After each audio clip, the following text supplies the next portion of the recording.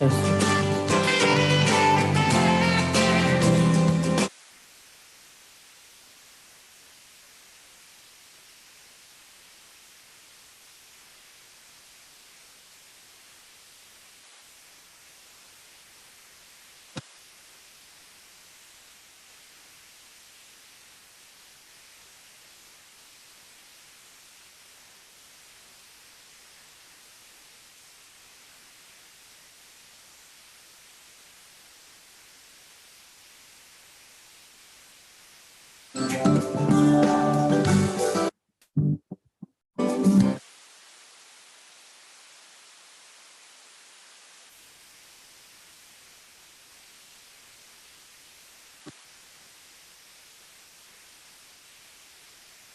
Good evening. This is Sanjay Mishra, City of Pinole.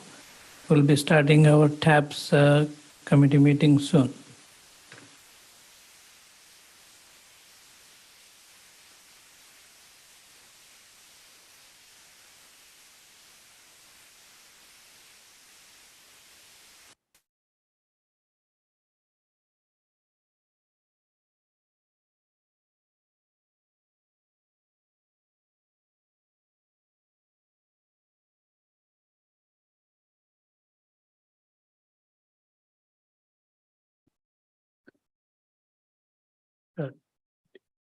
Today is August 10th, time is 6 p.m.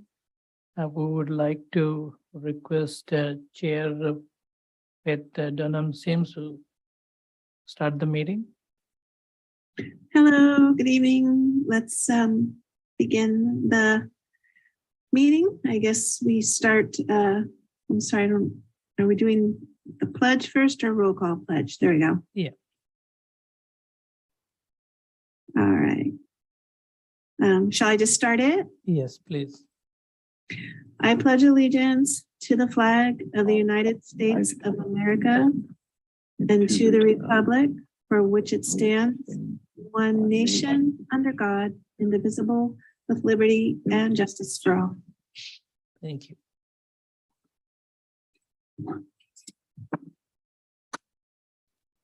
I will do the roll call for the committee members. Committee member Ben Doyle, Present. committee member Faith Dunham Sims, Present. committee member Ken Moriarty, I'm here. committee member Oliver Collins. Here. Thank you. So for staff, just for the record, Sanjay Mishra, I'm the only one present for today. Next slide, please. As per the agenda, does the committee members have any reports? I have nothing to report. Thank you.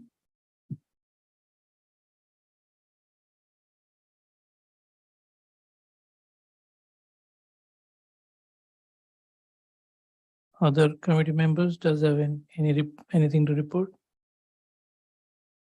Okay, thank you. Hearing now. Citizens to be heard for items not on the agenda. Please limit your comments to 3 minutes. We have one public speaker, Matt Avery.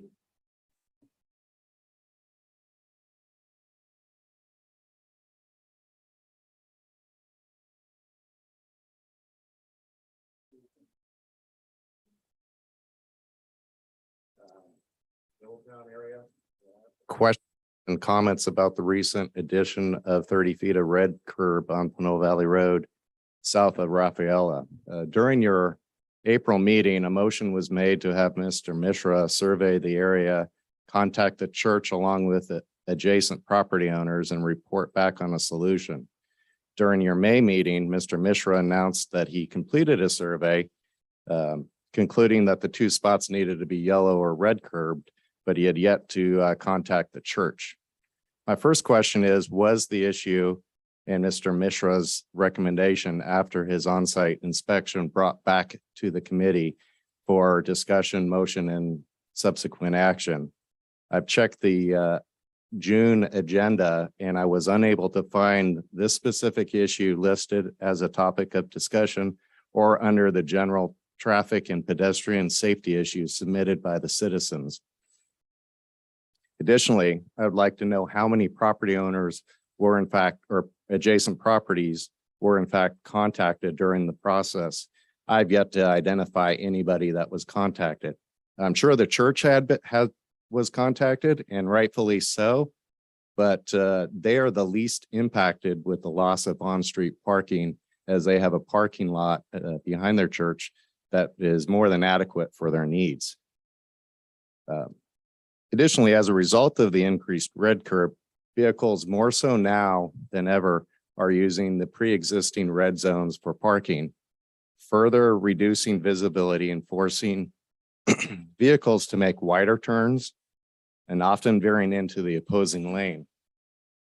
Vehicles that once parked in front of the church are now parking on the residential side. And interestingly, the concerns that Joel brought up about SUVs and trucks with tinted windows that frequently blocked the view on Pinole Valley Road for the northbound traffic are now blocking the view for residents pulling in, backing out of their driveway, which obviously backing out of a driveway is much more hazardous than pulling from a side street onto an arterial road. I have some pictures that I'll share in a minute that show that the reduced visibility is just as pronounced, if not worse, now on the residential side than it was for the northbound Pinole Valley Road traffic. Was any consideration given to where the vehicles that used to be parked on the east side of the road, was any consideration given as to where they would park now that it is painted red? Interestingly, during the May meeting, Commissioner Dunham Smith stated the idea of taking away parking from in front of people's houses is not going to fly at all. And was the committee going to try to solve one really bad safety issue and create another, either more safety issues or headaches for the residents into relative discussion about the lane width down on Pinole Valley Road near Shea in regards to vehicles and bicycles sharing that lane. I mean, she hit it right there, the nail on the head, as far as you take away parking, or you're trying to solve one safety issue, are you then creating other safety issues?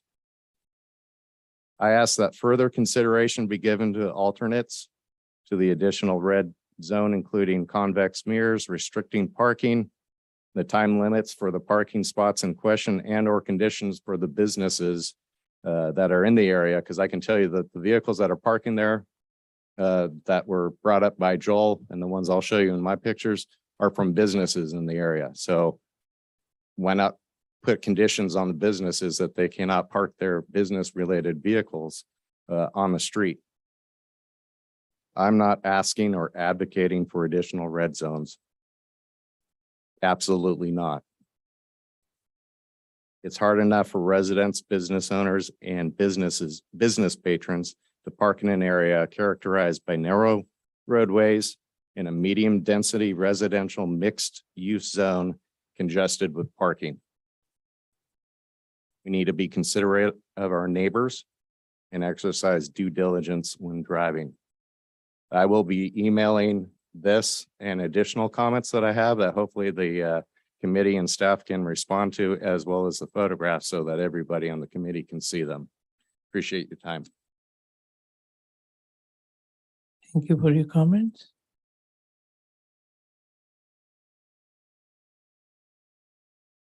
Can I ask Mr. Avery a question? Yes, please go ahead. He's listening. He'll come back to the podium. Mr. Avery, I'm a little bit concerned because initially it sounded like you're upset about the red curb being there because now folks who were parking there are parking on the other side of the street. And then towards the end, you were talking about, well, we need to be considerate of the neighbors, and there's businesses and all kinds of people park around. And so I'm a little bit confused as to, are you offering up a suggestion, a different suggestion than the red curb? It all started out with visibility issues. Could you please clarify what it is that you would like to see happen? As I stated, there are alternatives that can be considered. Convex mirror, limiting the time that cars can park in that area. I'm frustrated that it seems like the process, and more will be explained in my email, that the process was not well vetted as to what the consequence can be. You're trying to address a safety concern, but creating the exact same safety concern, it probably worse, for someone backing out of their driveway by now eliminating parking. My comment about being a good neighbor is the people that complained about this are neighbors in the area. We all need to be good neighbors, drive with diligence, whether it's backing out of a driveway or pulling onto Pinole Valley Road from Rafaela Street, and realize that if you take away parking, you're taking away, the space available for garbage cans, for businesses to have their customers come patronize the businesses. This may seem like a small issue, and I know that later on you're going to be talking about a much more serious issue in regards to crosswalk safety. So what I'm saying is we all need to be good neighbors and get along and not have a knee-jerk reaction to satisfy one group of people that adversely affects the safety of others. Does that answer your question? For the most part, yes. Thank you. I appreciate the time and asking for the clarification.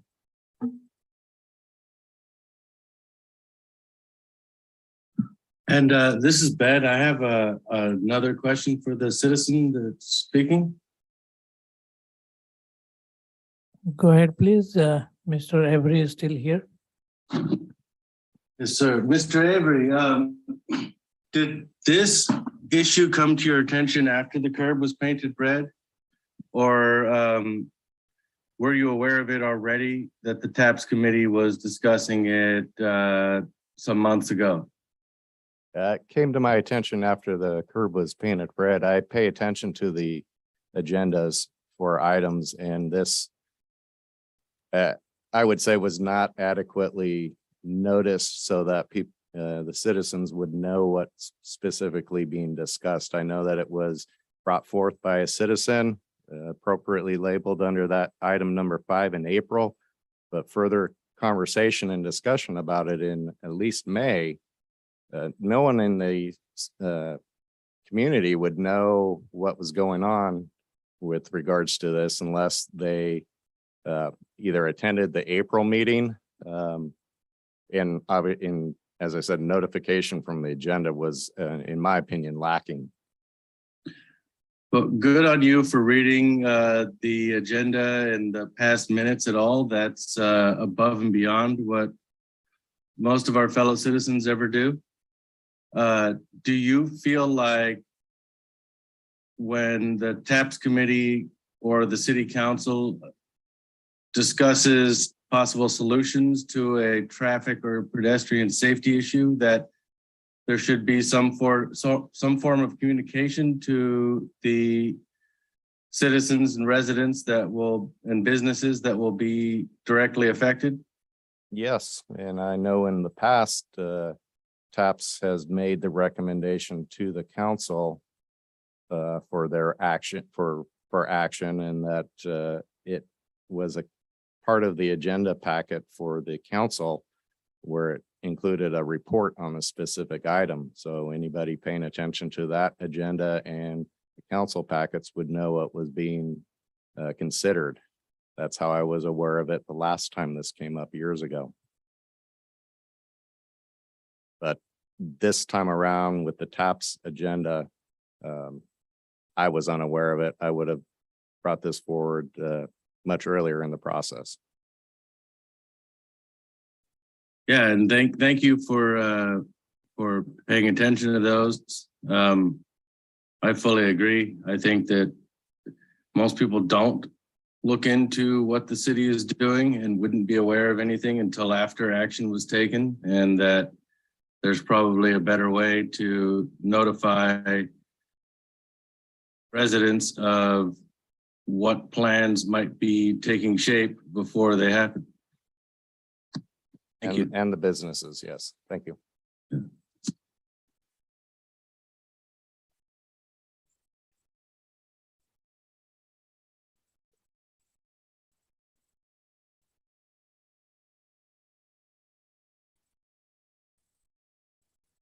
I do see another hand raised in the Zoom with an attendee, last 4 digits, phone number 5748.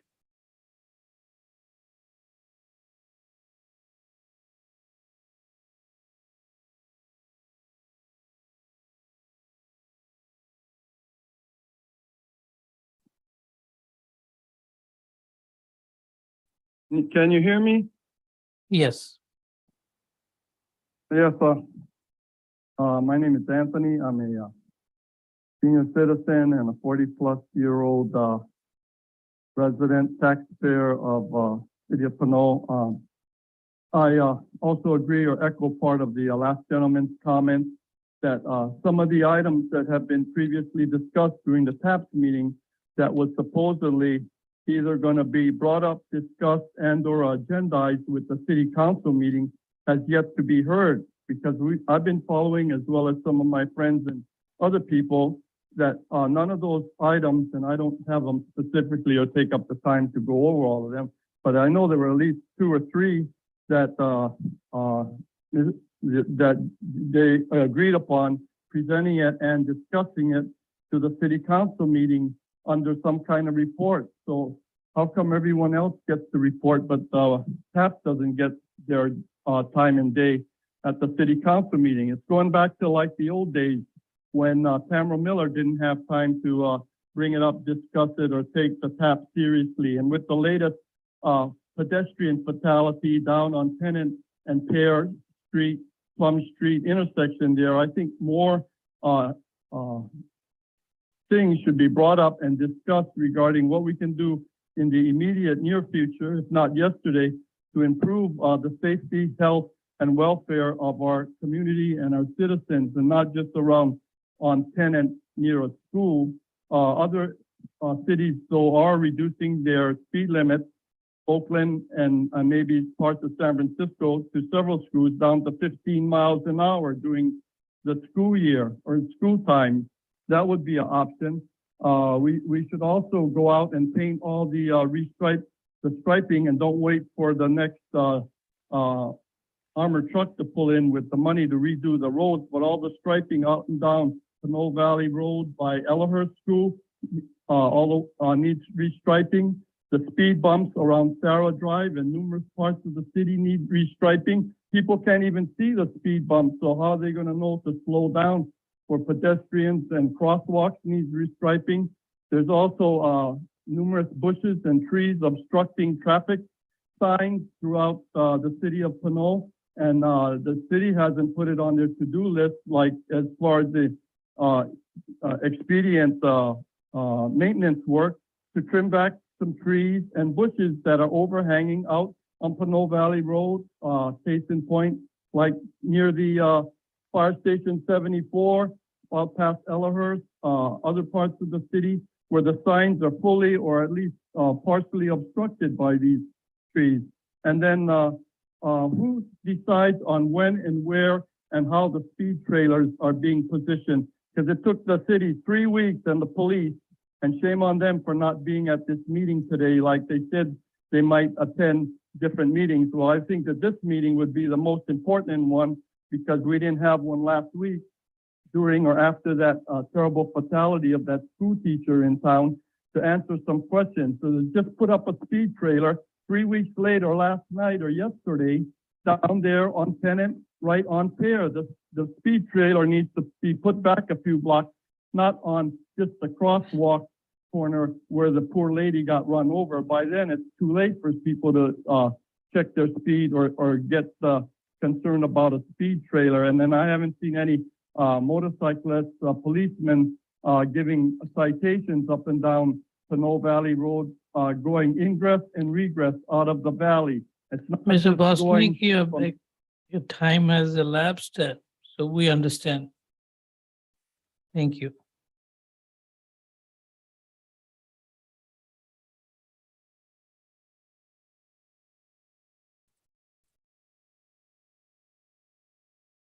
Move on to the next agenda. Dave, can you?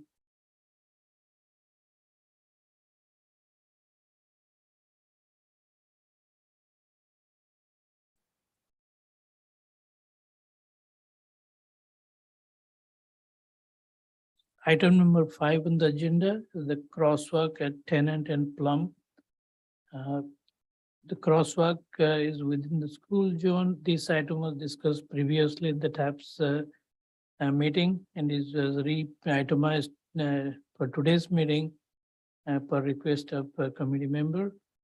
And the committee members would like to go ahead and discuss this item or any comments on this.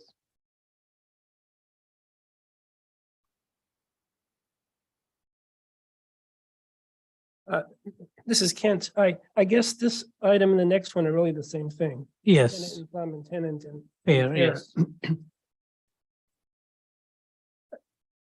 I hope we could address this with the seriousness it deserves. And I hope that we don't fall into the trap of just putting out this one fire. I hope we take advantage of this opportunity to look at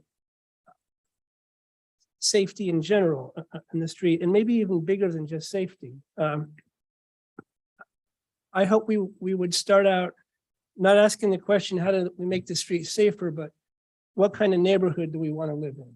And when I answer that question for myself, I want to live in a neighborhood that's safe, of course, but that's walkable, it's bikeable, that it's not stressful, that has vibrant businesses in it. That's That's what I envision when I think about what kind of neighborhood I want to live in. And then I ask, well, what kind of street is going to fit into that neighborhood?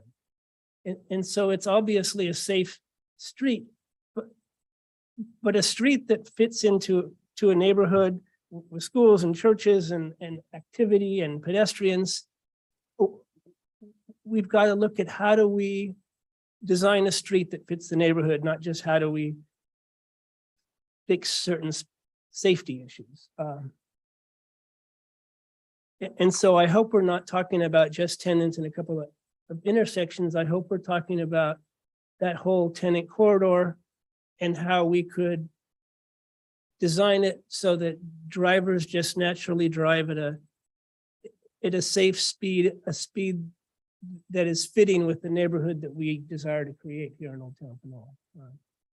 So I hope that we're talking about things that we can do to create traffic calming, slow moving traffic, and not necessarily turn to things like traffic signs, stop signs, enforcement, and that is our first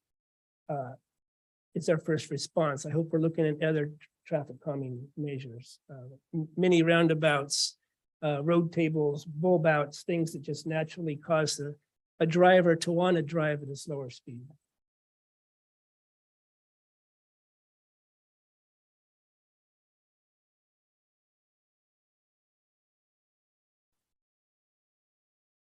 Thank you. You're here.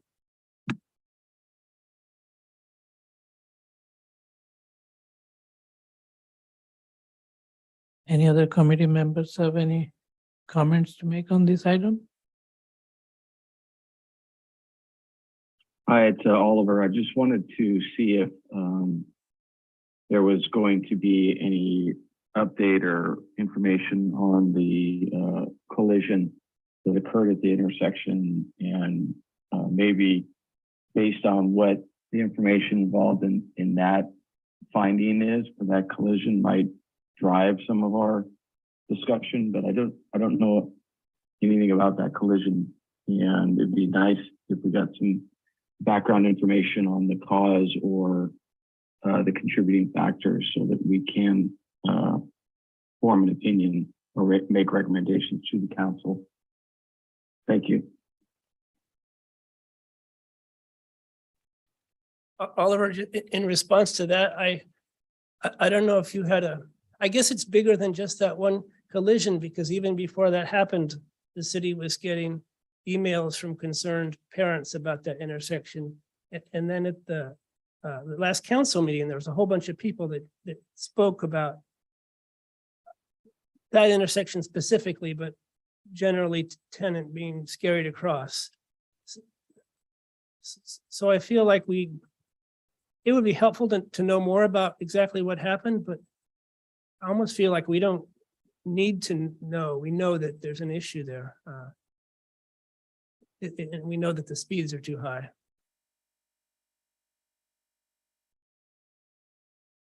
Okay, thanks, Kent.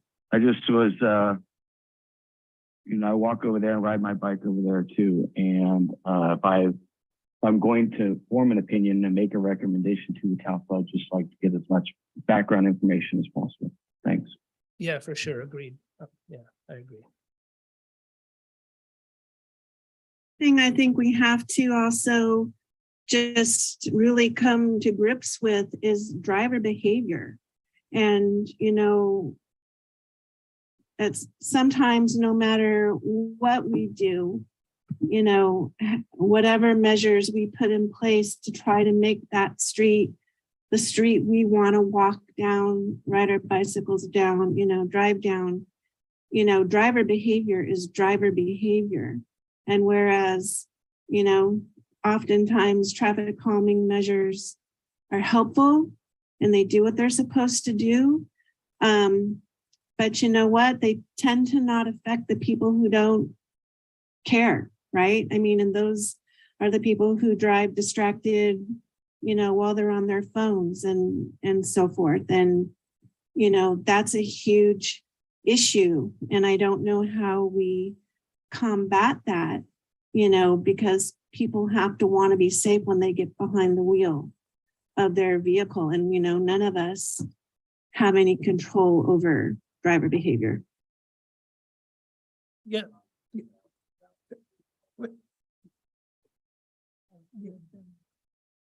Let the committee members complete, then you can. Yeah, Faith, I totally agree that we don't know how drivers are going to respond to changes. But it doesn't, I think our approach doesn't have to be kind of a set in stone. Like, we don't have to come up with the exact right answer from the beginning. There's a quick build approach where, I mean, a street is complicated. We don't know, nobody could know what the implications of a change are going to be. But I think we could take the approach of more of a quick build approach where we try simple not pop up, but quick build solutions that are cones and paint and simple things that could be easily and cheaply implemented and easily changed. And so you could see how drivers behave, and you could tune up your design until you come up with a design that works, that accomplishes what you're after, and then you can make it permanent. And I hope that the city would, or that the city would consider doing that, and that our TAPS committee would consider approaching it from that direction, because it's not the way things are typically done, but I think it's a better way to approach a more complicated situation.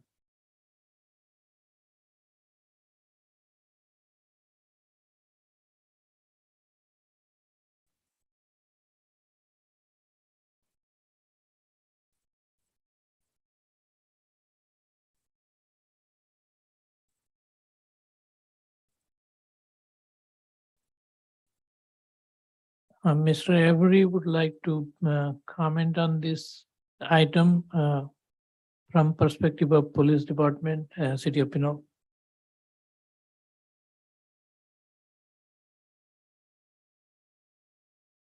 Yeah, thank you. I was trying to get a hold of Sergeant Rogers, who must be tied up on a detail right now because he was planning on attending the meeting. In regards to question earlier, I'm not sure what commissioner brought it up in regards to the collision. The initial investigation is that speed was not a factor in the fatal collision. Obviously, speed is a consideration based on comments that I heard about from the past council meeting. So that is something I would encourage the committee to look at, as far as traffic calming for the speed on that area. But the initial investigation is distracted driving is the contributing factor to the fatal collision involving the school teacher. Thank you, Mr. Avery.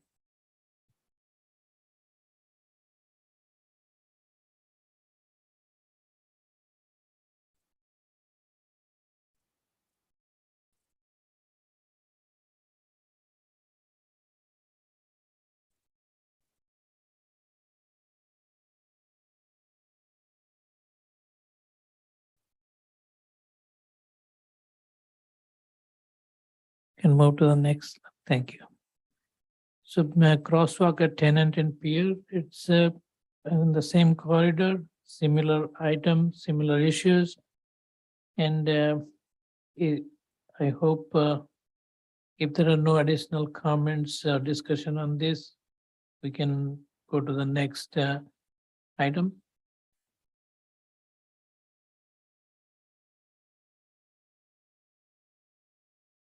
Okay.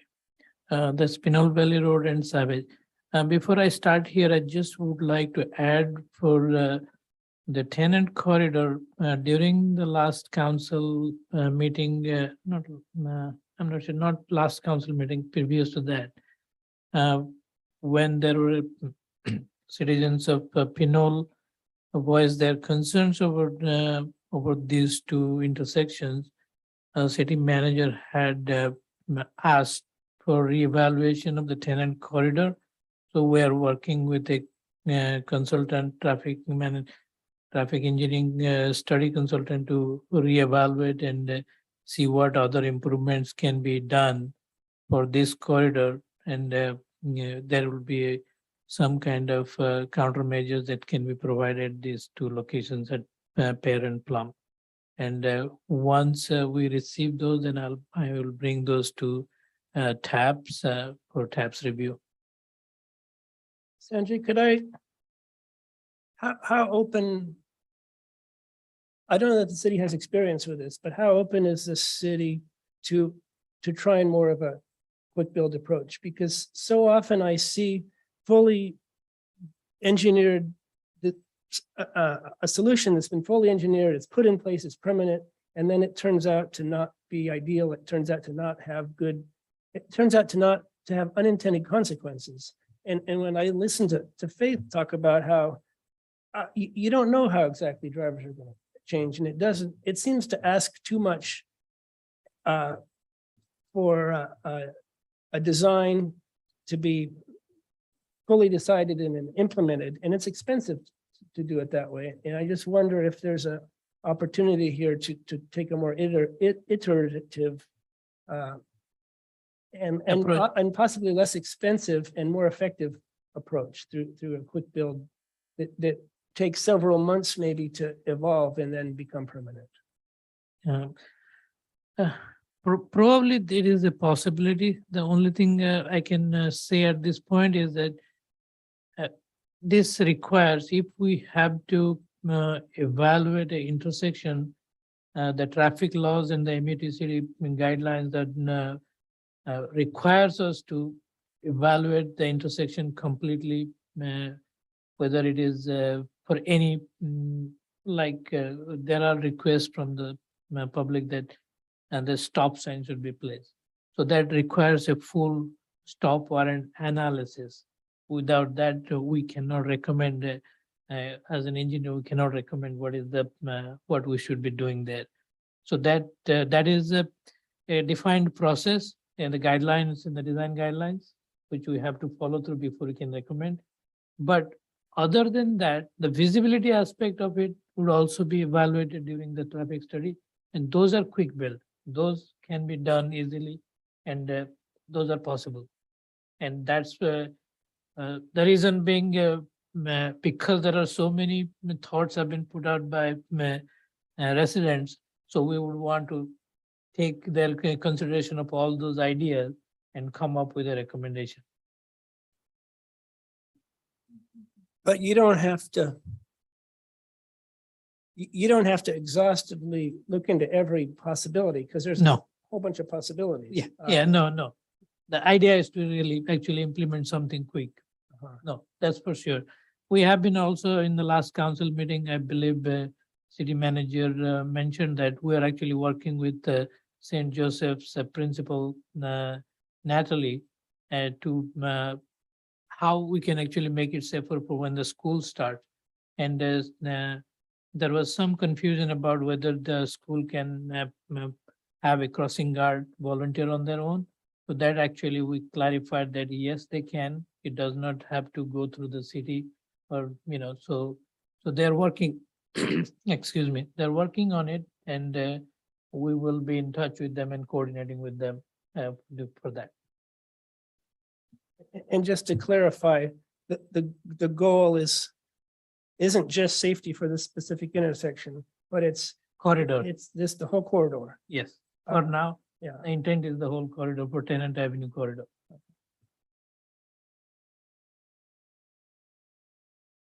Committee member Ben Doyle. Yeah, in regards to the previous slide, with people not stopping during school hours, I went by, but it's summer. Is there a crossing guard at that intersection during the school year? No, that's my understanding that it seemed to me from the discussion with St. Joseph principal, there was a misunderstanding that the school was under the impression that the city does not allow to have any crossing guards or volunteers to do be a crossing guard. And they were under the impression it is city's responsibility to do it, which is not true, which we went through our city attorney to verify that. And we could not find anything that ever the council or anybody has decided on that. So we confirmed to the school recently, and it seems that they may, I can't speak for them, but there was a discussion going on with the city and St. Joseph School to have some volunteer crossing guards when the school opens. Okay, so you, as far as we're concerned, the addition of a crossing guard to that intersection is being dealt with? Is being dealt by the school. Yes. Okay, thank you.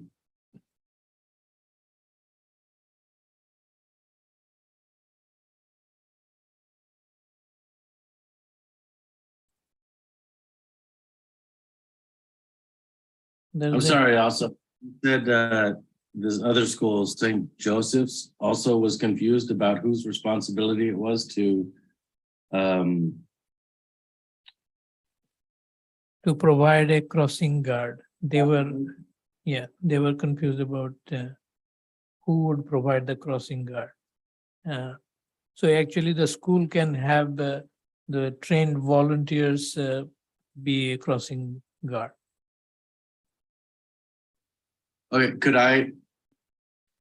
could I move that the TAPS committee recommend to the council an educational email or some form of message to all the schools in the city about how, where, and why to have crossing guards? And that way we eliminate their absence due to just sole confusion.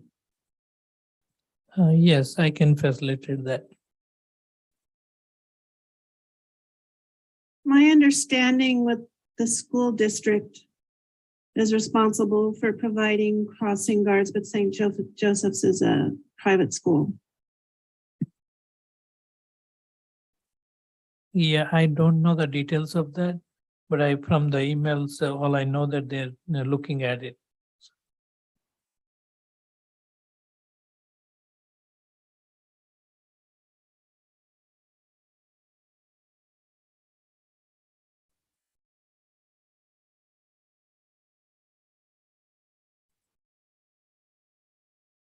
There's a hand raised by, I believe, Mr. Bosnick.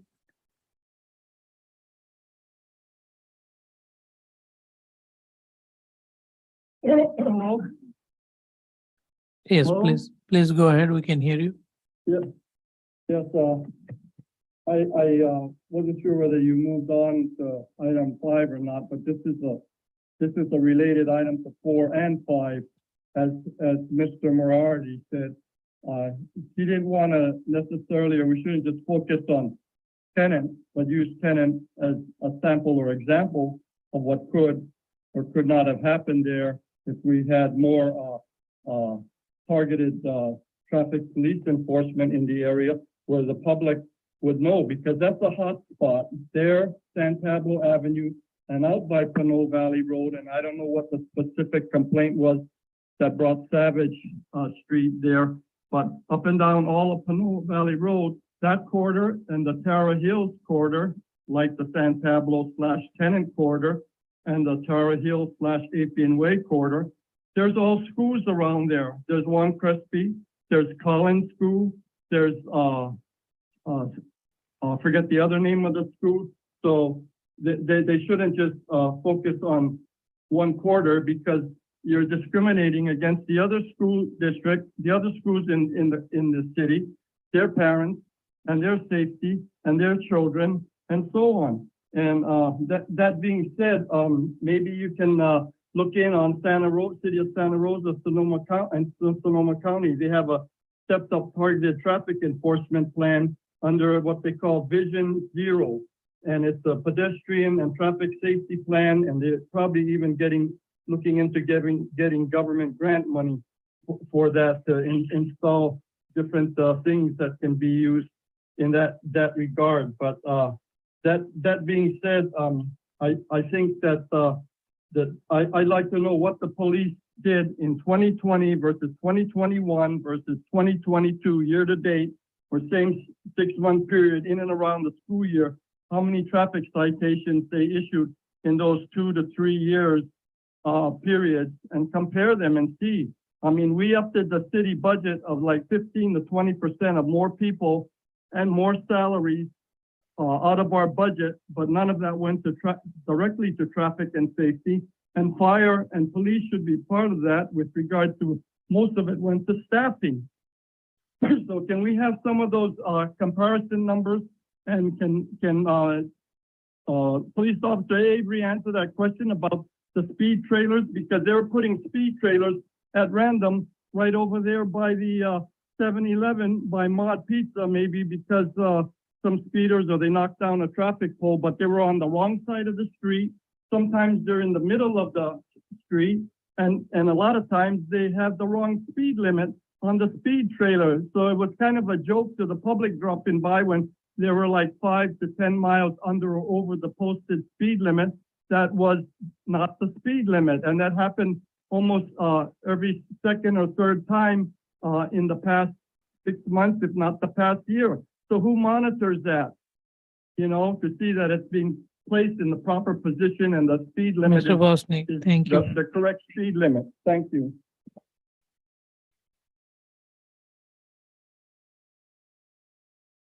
So just a couple of things. Can you go back to slide 5?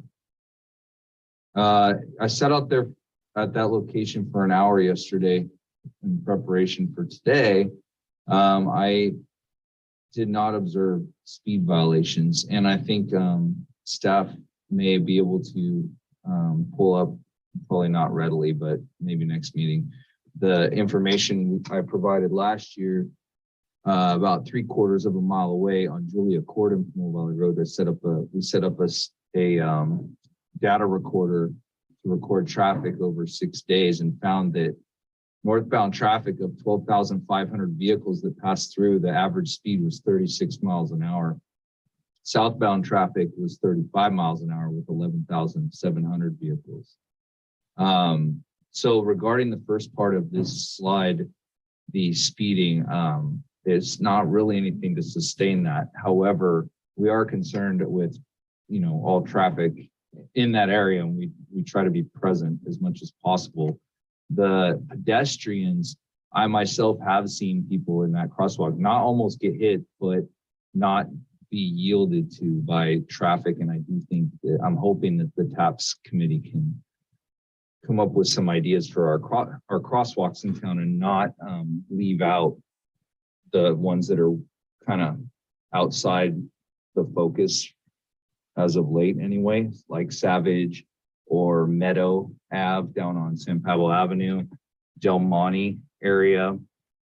There's one mid-block between Del Monte and Roble, I believe, near the church that's up on the hill and right before the Del Monte Shopping Center. Just some food for thought, providing that information and addressing whoever that was talking their concerns about the speed trailer. The speed trailer is an informational tool for drivers. It does have a recording capability in terms of the traffic volume. If the speed was off on a particular day that you saw it, that's entirely possible, and it's up to the supervisors to make sure that they're checking those when they get put out, because the officers are human and occasionally making a mistake on that. So we'll be a little more attentive to that. But regarding the traffic citations and the traffic stops for 2021 and 22, I'll need some time, maybe next meeting I could bring that information. That's all. Just to clarify, Officer Rogers, when you were talking about reported speeds being at 35 in one direction and 36 in the other, were you talking about Pinole Valley Road out in the valley, or were you talking about Tennant? I got confused. It was 3/4 of a mile north at Julia Court on Pinole Valley Road. That's where we set it up. So it's not directly at Savage. It is on in the same general area though. And actually, it's a little bit wider of a roadway out there. So I actually thought we were going to come up with a lot higher speeds.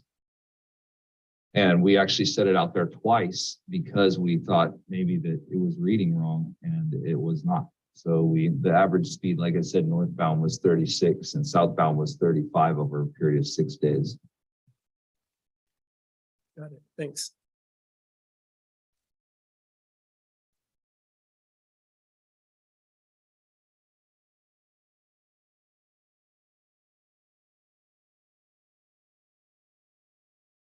So this item, Pinole Valley Road and Savage, was brought up by one of the members of public.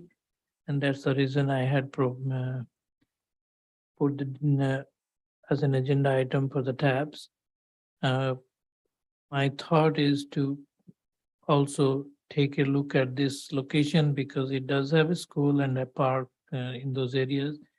But it probably would require a little traffic study to understand the volumes before any engineering decision will be made.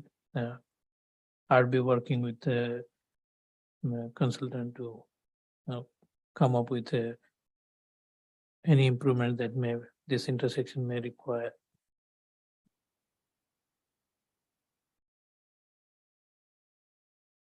Next slide, please. So the item 5, these are the list of traffic issues that has been discussed, and those we have resolved, or those are still needs work. I just keep a log of it so that I can put it to a project in future. Next slide, please. Next slide, please.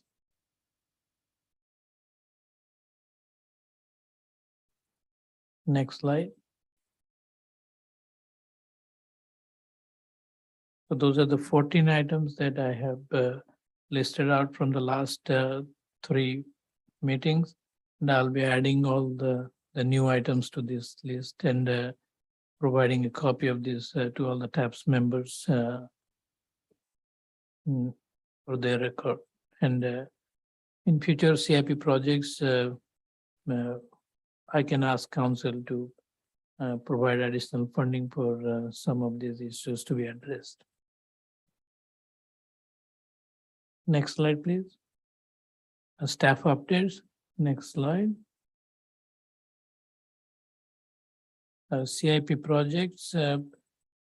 Public Works is working on the APNY Marlesta intersection project. We had a meeting with some of the neighbors at this intersection yesterday, and this project is going to get advertised sometime this week. Pinole Valley Road improvement is still in the design phase, which we haven't progressed much because our attention has diverted a little towards the Tenant Avenue corridor reevaluation, so that project design haven't moved much. Next slide, please. Yeah. Can I ask a question about the Yes. Valley Road improvement? Is the instructions given to the person doing that design to address that bottleneck where cars and bicycles suddenly are on top of each other? Yes, from the TAPS recommendations, we will be bringing those to the design team and evaluate how we can address that. But there is no answer yet, but we will look into it. Yeah. That's Yes, the designer has been tasked with Tasked, yes. solving that problem. if they have been made aware, if they can find a solution, is great. We haven't gone to the complete discussion yet, but they know that there is an intent or recommendation by TAPS to address that situation there. And just to understand the process better, how final does does TAPS get to review a preliminary design, or what's the involvement with TAPS as that design gets developed? We can have, TAPS get involved in the preliminary design. That's not a problem. The TAPS being a recommended advisory committee, it is okay for them to review it and provide some comments. And before we finalize the design. But if there is a engineering constraint which cannot be overcome, then it will stay as that is the recommendation, even if it is can be addressed. The engineers will provide why it cannot be done, what, and that's how it is going to be. I'm just concerned that the engineer is going to be given a go ahead and we're going to get what we get, and there won't be an opportunity for conversation or involvement, and a lot of money will have been spent on a plan and we'll just be stuck with it. No, for at least this Pinole Valley Road improvement, because this project I brought here, I took that recommendation and spoke to the designers. And that's why it hasn't, we are not able to move further. And, once we have that discussion, a preliminary plan will be prepared and I'll bring it to the taps. Yeah, thank you. I think that was discussed in June, right? That the preliminary plan would be brought before TAPS. Yes. But Great. yes, but there's not much progress has been made. So there's nothing for me to bring it. There are too many items, actually, priority items. So yeah, we haven't moved much on that.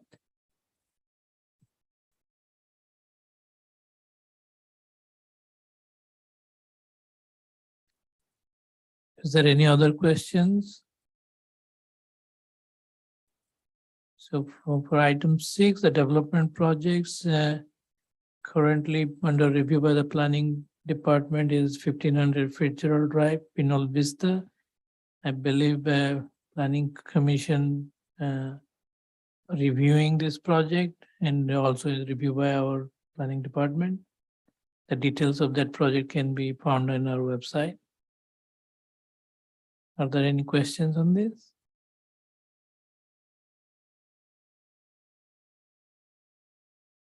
Okay, next slide. The item 6.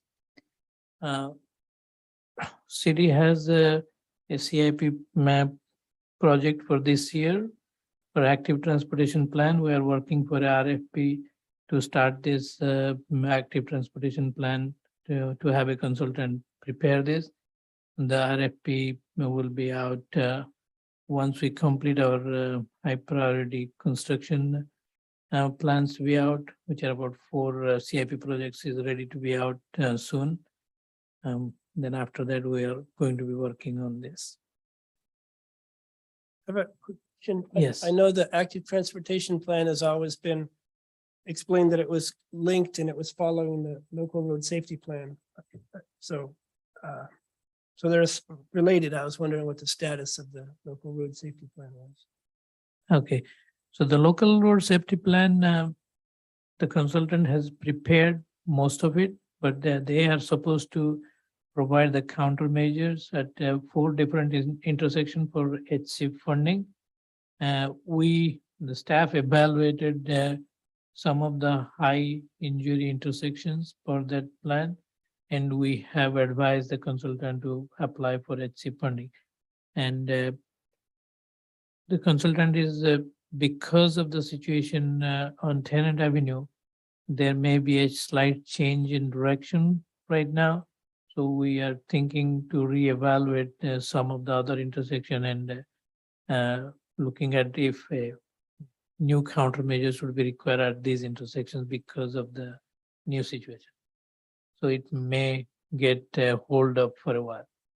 But local road safety plan is going to be, there are a couple of community engagements balance, and that will be brought to council for their review and adoption.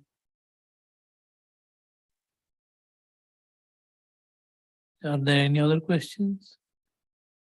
Sanjay, I was wanting to propose a ARP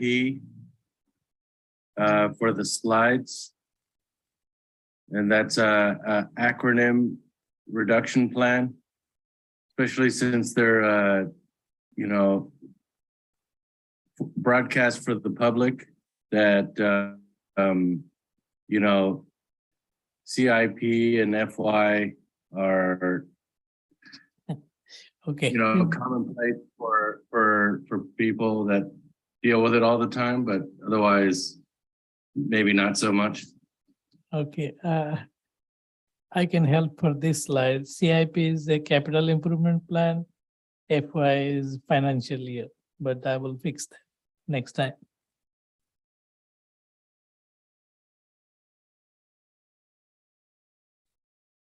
Next slide, please. As I mentioned, we're working on the grants, HSIP grants. There is no updates yet. But we did submit a OBAG 3 grants for 2 projects, one for Pinole Valley Road and one for the Tenant Avenue at Railroad crossing. So the 2 projects have been submitted for OBAG 3, and we do have a meeting with Contra Costa County to present them those 2 projects soon. Next slide, please. Are there any future agenda items the committee members like to request?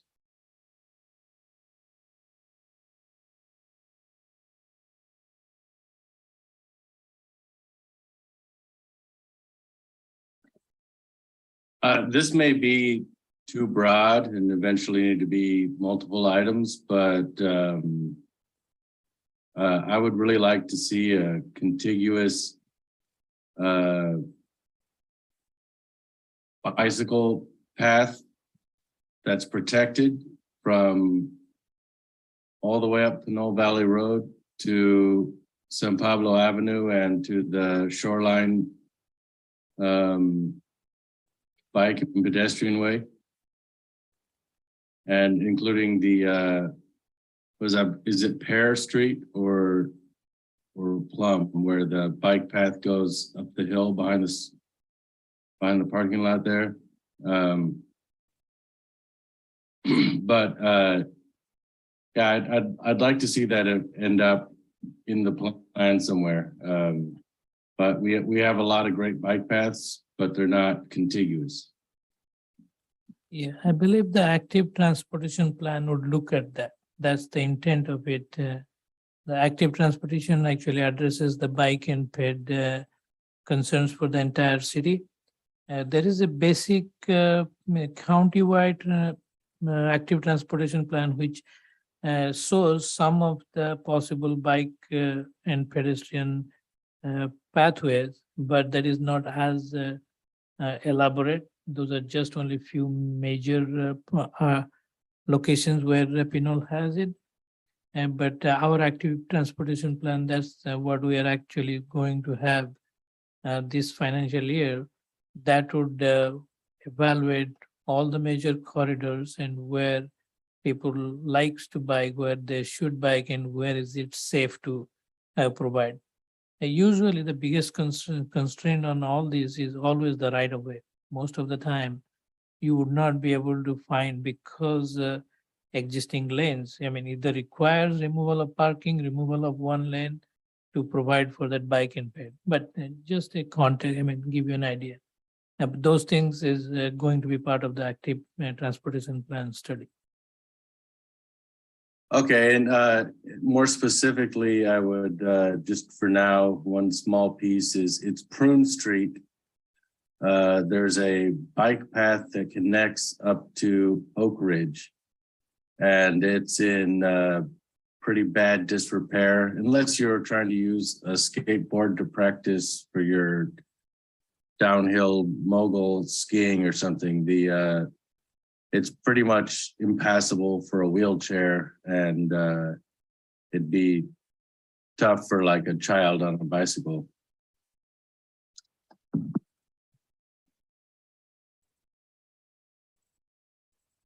I add one thing. I don't think this has to be on the next agenda, but maybe sometime. The traffic light at the intersection of Pinole Valley Road and San Pablo. Cars come from Hercules direction down San Pablo and they turn left onto Pinole Valley Road. At the same time that the light is telling the drivers to turn left, it's also telling pedestrians to walk into that crosswalk. So the light is telling the cars and the pedestrians to occupy the same space at the same time. And I think we should address that because it's a accident waiting to happen, and I hope we could be more and more talking about accidents before they happen and not after they happen. Thanks. Thank you for that comment, and that's an operational issue. We can ask our county persons who actually take care of traffic lights to take a look at it. That shouldn't be the case. It shouldn't happen. I have a request for a future agenda item. I'd like to get a presentation either by the city or by the police department on the fatal collision there so that we can be informed about recommendations that we make to the council based on the conditions of the roadway. Thank you.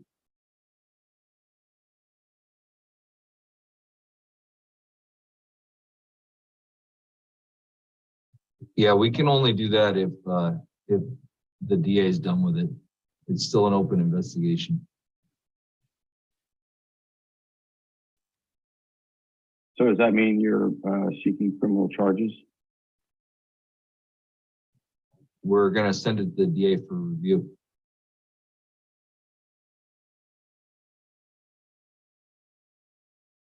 Are there areas of it that are public now that can be discussed just to form an opinion about safety improvements? Or is nothing? If you have I more don't want to questions- put you in a position to. You're not. If you have more To questions. put out information that you shouldn't, and I Right. totally agree. Not- But So what I'm gonna tell you is I'm not gonna tell you anything. You can come see me or you can send me an email and we can talk about it. If you have time this week, I'm here tomorrow and Thursday and Friday during the day. okay, thank you. I don't need any information that's not already public, so I'll pass on that. But thank you for the offer. No problem.